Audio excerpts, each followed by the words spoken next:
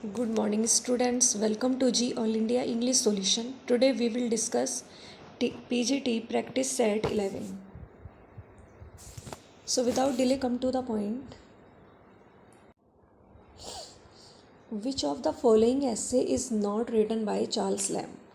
इनमें से कौन सा essay है जो चार्ल्स लैम्ब ने नहीं लिखा है? तो वो है ऑफ स्टडीज़. ये फ्रांसिस बेकन ने लिखा है. तो चार्ल्स लैम्ब ने लिखा है द कन्वेलसेंस, imperfect sympathies और a bachelor's complaint. Next question is, who is the writer of the Adventure of Ulysses? Adventure of Ulysses के राइटर कौन है? तो वो है चार्ल्स लैम्ब और मैरी लैम्ब, दोनों ही हैं. तो ऑप्शन सी इज़ करेक्ट. और ये PGT 2002 में भी क्वेश्चन आया है और ये वाला भी PGT 2000 में आया है, ऊपर वाला question. Next question is, his great and dear spirit haunts me. उसकी जो ग्रेट और डियर स्पिरिट है ना, वो मुझे हॉन्ट करती है. I can not think a thought, मैं तो कोई विचार भी नहीं कर सकता. I can not make a criticism on man और books without an ineffectual turning to him. और मैं ना किताबों और बुक पर उसकी इनफेक्चुअल टर्निंग के बिना कोई भी मैं आलोचना नहीं कर सकता हूँ. Who was the touchstone of all my cogitations, जो कि मेरे सभी ज्ञान का टचस्टोन था. He was a Grecian at Christ Hospital, वो क्राइस्ट हॉस्पिटल का ग्रेशियन था. Where I was deputy Grecian, जहाँ वो क्राइस्ट हॉस्पिटल का ग्रेशियन था तो वहीं मैं भी डिप्टी ग्रेशियन था. And same subordination and deference to him, और उसका मैं सेम सबॉर्डिनेशन भी था. I have preserved through a life long acquaintance, मैंने जीवन पर्यंत परिचय प्रिजर्व किया था, संरक्षित किया था. हु सेड दिस, किसने कहा है ये? तो ये कहा है लैम्ब ने in death of Coleridge, ST Coleridge की डेथ पर कहा था ये चार्ल्स लैम्ब ने. तो Charles Lamb in death of Coleridge. Next question is कि which famous romantic poem contains the line beauty is truth truth beauty, कि सुंदरता ही सत्य है, सत्य ही सुंदरता है. ये लाइन ली गई है ओड ऑन ग्रेशियन अर्न से. देखो ये यूपी TGT में भी आई हुई है 2016 में, और HP PGT 2016 में भी आई है. Next question is, the reporting verb said two is changed into asked and inquired of in interrogative sentence. ये एक्चुअली क्या बात कर रहे हैं? जब डायरेक्ट स्पीच में, नरेशन में जब सेड टू आ जाए तो उसे चेंज करते हैं आस्क्ड और इंक्वायर्ड ऑफ में. तो ये कहाँ देखने को मिलता है आपको? जब डायरेक्ट से इनडायरेक्ट बनाते हैं ना इंट्रोगेटिव सेंटेंस का, तब देखने को आपको ही मिलेगा. Next question is, what happen with the pronoun of third person while converting the sentence into indirect. देखो अगर हम थर्ड पर्सन की बात करें तो थर्ड पर्सन नो चेंज, तो यहाँ पे होगा दे आर नॉट चेंज्ड. ये रूल होता है इसका चेंज करने का डायरेक्ट से इनडायरेक्ट स्पीच में. सब्जेक्ट फर्स्ट पर्सन बदलेगा सब्जेक्ट के अकॉर्डिंग, सेकंड पर्सन ऑब्जेक्ट के according, and third person no change. Next question is, she took offence. तो यहाँ प्रीपोजिशन आएगी at. She took offence at the abusive language used. Next question is कि Meena is not as clever. देखो यहाँ positive degree आएगी क्योंकि as कहीं आ रहा है, जैसे एज या नॉट एज, इस तरीके से आपका आ रहा है, तो यहाँ पॉजिटिव डिग्री आती है उनके बाद. Next question is, maid servant का प्लूरल क्या बनता है? तो बनेगा मेड सर्वेंट्स, बस सर्वेंट में एस लगा देंगे. स्पूनफुल का प्लूरल क्या बनेगा? ये क्वेश्चन भी आया हुआ है, तो ये ऑप्शन ए इज़ करेक्ट, स्पूनफुल्स हो जाएगा, लास्ट में एस लगेगा. कंपैक्ट का मीन्स क्या होता है? तो कंपैक्ट का मीन्स होता है put together in a small space, small space में साथ साथ रखना। नेक्स्ट क्वेश्चन इज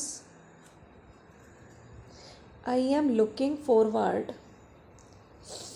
तो लुकिंग फॉरवर्ड के बाद टू प्लस जीरंट, तो टू सीइंग यहाँ पर है, तो A option is correct. I am looking forward to seeing you. Next question is it deliberately suggest two or more different and sometimes conflicting meaning in a work, it is ambiguity। ये जानबूझकर दो या उससे अधिक different meaning को क्या करता है? सजेस्ट करता है। कभी कभी ये वर्क में कन्फ्लिक्टिंग भी मीनिंग दे देता है, तो दैट इज़ एम्बिग्विटी, जहाँ दो या दो से अधिक मीनिंग निकल रहे हो। नेक्स्ट क्वेश्चन इज़ एनाग्नोरिसिस, ये टर्म है जो अरिस्टोटल ने यूज़ करी है और उसका अर्थ है रिकॉग्निशन और डिस्कवरी, खोज या पहचान। Next question is it is a very short tale which is told by a character in a literary work, it is known as anecdote. तो ये कैरेक्टर के द्वारा बताई जाती है और बहुत शॉर्ट होती है। Next question is chronicles which deal with events year after year, तो ये होते हैं हमारे एनल्स, जो ईयर आफ्टर ईयर घटनाओं के साथ क्रॉनिकल्स डील करते हैं, तो ये होते हैं annals. Next question is Caesar को बेस्ट होना चाहिए बिना हृदय के। If he should stay at home today, यदि वो आज घर पर ठहर गया तो, डर के मारे, यदि वो डर से आज वो घर पे ठहर गया ना, तो बिना हृदय का एक अच्छा व्यक्ति है जिसके पास कोई हृदय नहीं है। तो ये कौन कह रहा है? ये जूलियस सीजर वर्क में सीजर ही बोलता है, और Julius Caesar work is written by William Shakespeare, और वो रोमन प्ले है जूलियस सीजर। हमारे 3 रोमन प्ले हैं, Antony Cleopatra, Antony and Cleopatra, Coriolanus and Julius Caesar. तीनों ही प्ले लिखे हैं विलियम शेक्सपियर ने। Next question is I have a man's mind, मेरे पास आदमी का दिमाग है और एक वुमेन की माइट है, एक स्त्री की शक्ति है। तो ये कौन कहता है? ये कहते हैं ब्रूटस की wife Portia, play Julius Caesar में। Next question is O judgement thou art fled, हे निर्णय तू तो फ्लैट कर गया, भाग गया, टू ब्रूटिश बीस्ट, मतलब तो एक जानवर की तरह मतलब भाग गया है। And man have lost their, तब तू कैसा बन गया है? एक जानवर बन गया है, और मनुष्य ने अपना तर्क खो दिया है, अपना विवेक खो दिया है, अपनी बुद्धि खो दी है। तो ये लाइन बोली है एंटनी ने जूलियस सीजर में, और यहाँ पर है ना personification use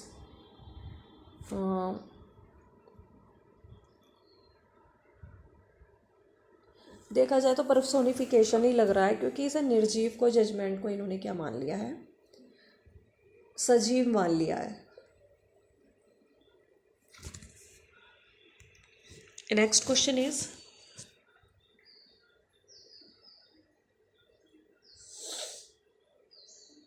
what is the title often given to Wordsworth sonnet? कौन सा ऐसा टाइटल है जो कि अक्सर वर्ड्सवर्थ के सोनेट को ये दिया गया है?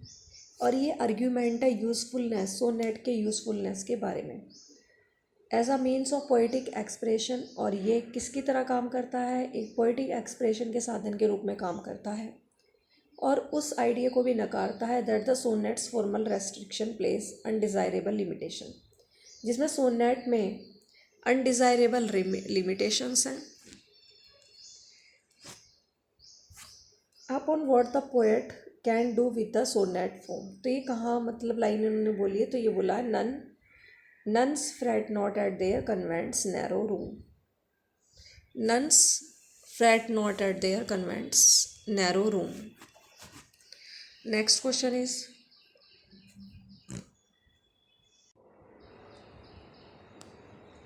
in one of his last letters a poet wrote if I should die। देखो अपने लास्ट लेटर में कौन सा कवि ये लिखता है कि इफ़ आई शुड डाई, यदि मैं मर जाऊँ तो I have left no immortal work behind me, तो मैं अपने पीछे कोई भी अमर वर्क छोड़कर नहीं जाऊँगा। Nothing to make my friend proud of my memory, जिससे मेरे ऊपर मेरे फ्रेंड्स गर्व करें। But I have left the principle of beauty, लेकिन मैं सभी चीज़ों में किसे ज़्यादा प्रेम करता हूँ, सुंदरता के सिद्धांतों को प्रेम करता हूँ। And if I had time, यदि मुझे समय मिला ना, तो I would have made my self remembered, तो मैं स्वयं ही याद किया जाऊँगा। तो ये कौन बोल रहे हैं? जॉन कीट्स बोल रहे हैं। Option D is correct. Line देख लेते हैं। ओ लिफ्ट मी, मुझे ग्रास से उठाओ। O lift me from the grass, I die, I faint, I fail. या एंटी क्लाइमेक्स है ये।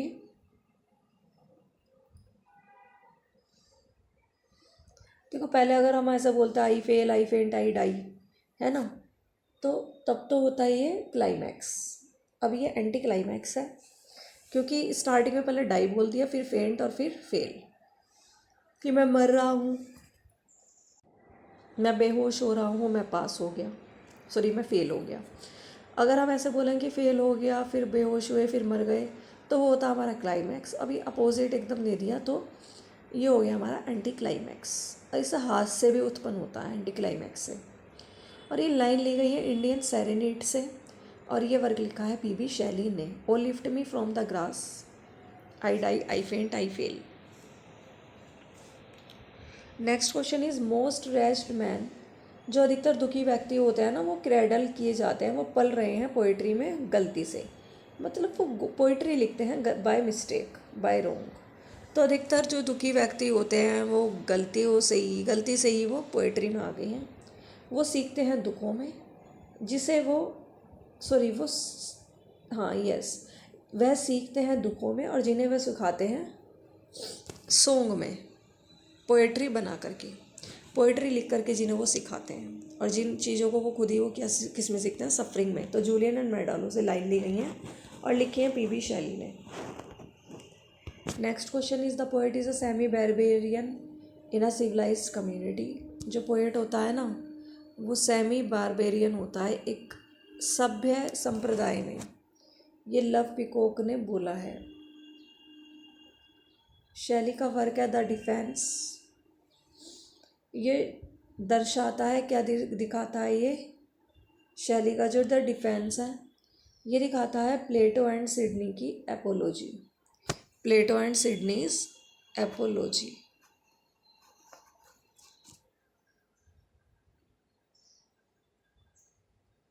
Next question is I have worn my knees by writing on them the old back row of the old gallery of the House of Commons. तो Charles Dickens की line है ये। Option D is correct कि I have worn my knees by writing on the old back row of the old gallery of the House of Commons, whose comments is this? तो Charles Dickens commented. Next question is the title Dombey and Son, ये suggest करता है choice को between सन और daughter. ये novel लिखा गया है किसके द्वारा? चार्ल्स डिकन्स के द्वारा। कि जो टाइटल है ना डोम्बे एंड सन, ये सजेस्ट करता है चॉइस को एक बेटे और बेटी के बीच में। और ये नॉवल लिखा गया है किसके द्वारा? चार्ल्स डिकन्स के द्वारा।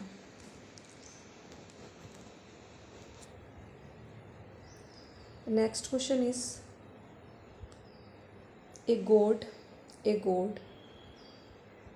There severance ruled.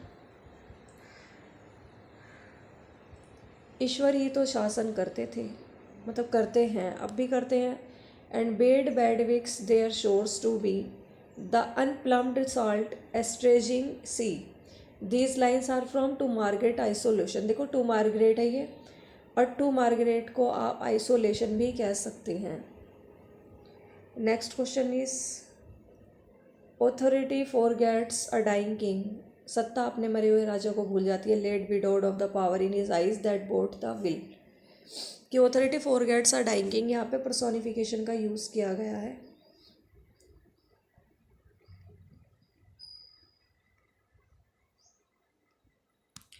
कि authority forgets a dying king, laid widowed of the power in his eyes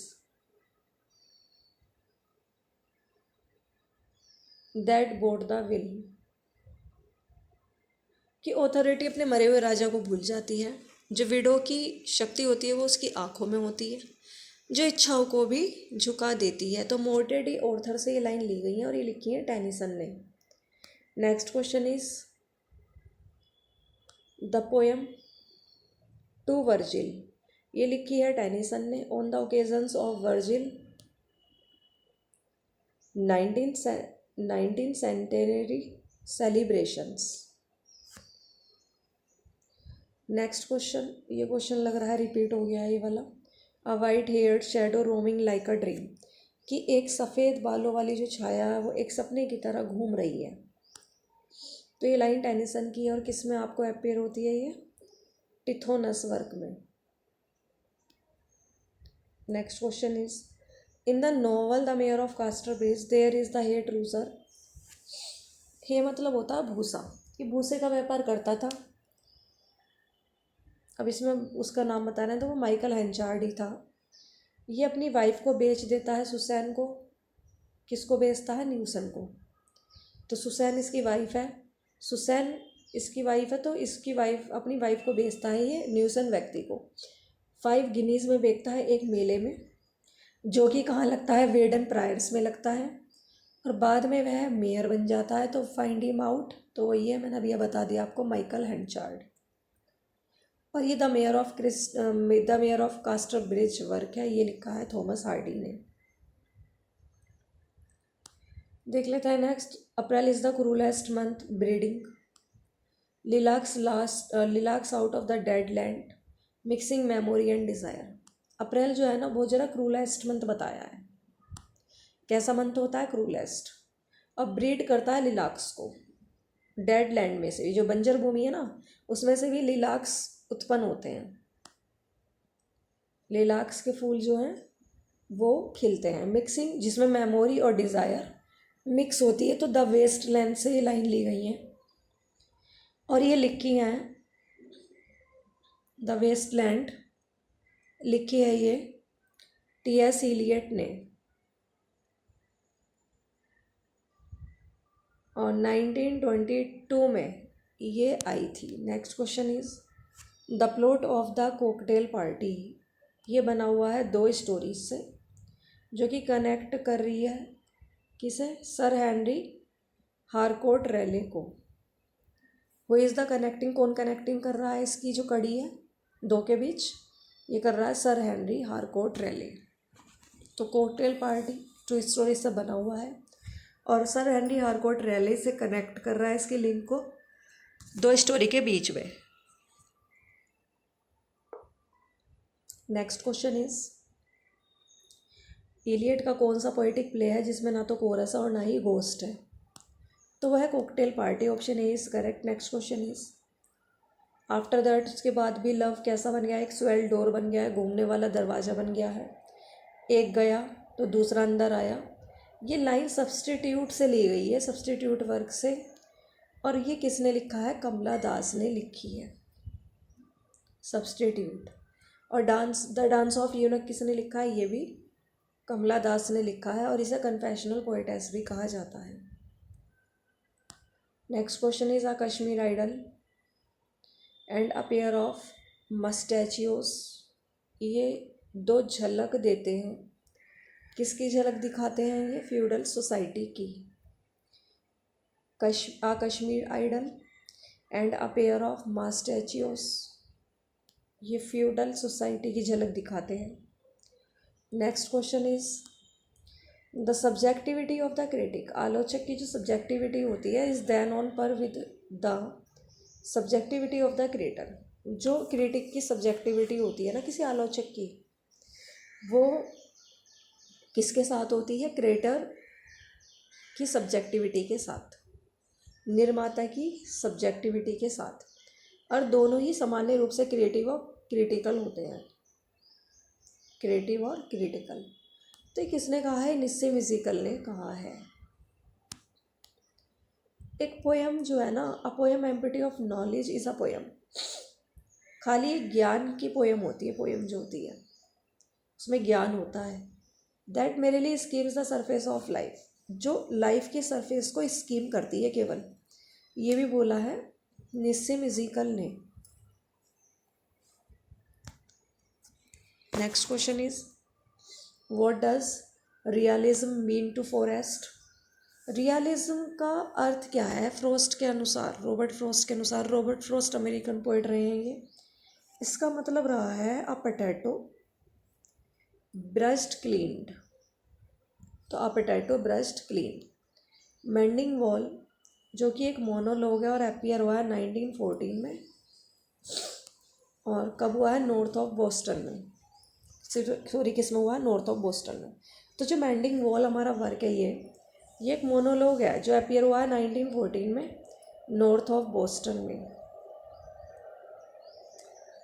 poem है ना प्रेजेंट करती है हिस्ट्री ऑफ कोलोनाइजेशन को, जो कि पब्लिश हुई है 1942 में। ये पोएम कौन सी है? The gift outright. ये पोएम प्रेजेंट करती है हिस्ट्री ऑफ कोलोनाइजेशन, पब्लिश हुई है 1942 में। पोएम है the gift outright. Next question is with this kisses let me remove your tears. In cases के साथ मुझे अपने मतलब मुझे है ना किस करने दो ताकि मैं है ना तुम्हारे आंसुओं को रिमूव कर सकूं। तो ये लाइन वॉल्ट विटमैन के वर्क से ली गई है, और कौन सा वर्क है उनका? On the beach at night. Vault Whitman का वर्क है on the beach at night. Next question is truth must dazzle gradually. धीरे धीरे सत्य तो अपने आप ही सामने आ जाएगा। ये लाइन है ना वॉल्ट विटमैन की है, जो कि वर्क है tell all the truth. Walt Whitman का देखो, ट्रुथ की बात कर रहे हैं तो यहाँ वर्क में भी ट्रुथ है और लाइन में भी, तो इससे आपको पता चल जाएगा। Next question is which novel of Hemingway is based on his Italian war experiences. Ernest Hemingway का कौन सा ऐसा नॉवल है जिसमें उसके इटली के युद्ध के एक्सपीरियंस दिखाए गए हैं? तो वो है a farewell to arms 1929। Novel narrates करता है, कहानी बताता है एक व्यक्ति के विड्रॉल कि उसने युद्ध से वो भाग गया है और फिर वो किस में पड़ गया है? प्रेम में। और लव जो होता है ना, love that ends in futility, निरर्थकता को ही एंड करता है वो, उसमें कुछ मिलता नहीं है। तो ये लाइन भी अ फेयरवेल टू आर्म्स से ली गई है 1929 में, और ये लिखी है अर्नेस्ट हेमिंगवे ने work a farewell to arms 1929। Next question is this is the novel this is the story of a southern Compson family who has become the victim of lust incest suicide. ये novel जो है ना southern कम्सन की story है, family है, मतलब sorry southern कॉम्सन family की story का नॉवल है ये, जो कि क्या हो गया? लस्ट का शिकार हो गया, वासना का, इंसेस्ट और सुसाइड का। इसकी स्टोरी ना रन करती है through the minds of the various character. इसमें कई कैरेक्टर होते हैं इस स्टोरी में, और ये डिवाइड हुई है 4 पार्ट्स। तो कौन सा वर्क है ये the sound and the fury. ये विलियम फोकनर का वर्क है। क्या बता रहे हैं इसमें कि ये नॉवल है जिसमें सदर्न भी बोल सकते हैं इसे, सदर्न कॉम्सन फैमिली की स्टोरी है इसमें, जो कि शिकार होगी ये लस्ट, इंसेस्ट और सुसाइड की। और इसमें कई सारे कैरेक्टर, आपको विभिन्न प्रकार के कैरेक्टर देखने को मिलेंगे। 4 पार्ट में है ये। यह the sound and the fury William Faulkner का वर्क है। Next question is who has passion. किसके अंदर पेशन है अपनी बहन के लिए साउंड एंड द फ्यूरी में? तो वह है क्वेंटिन। हु ड्रॉन्ड हिमसेल्फ, किसने अपने आप को डुबो लिया था on account of his sister marriage, अपनी बहन की शादी के कारण the sound and the fury में? क्वेंटिन ने। तो Quentin ड्रॉन्ड himself on account of his sister marriage in the sound and the fury. Thanks for watching this video. Please like, subscribe and share.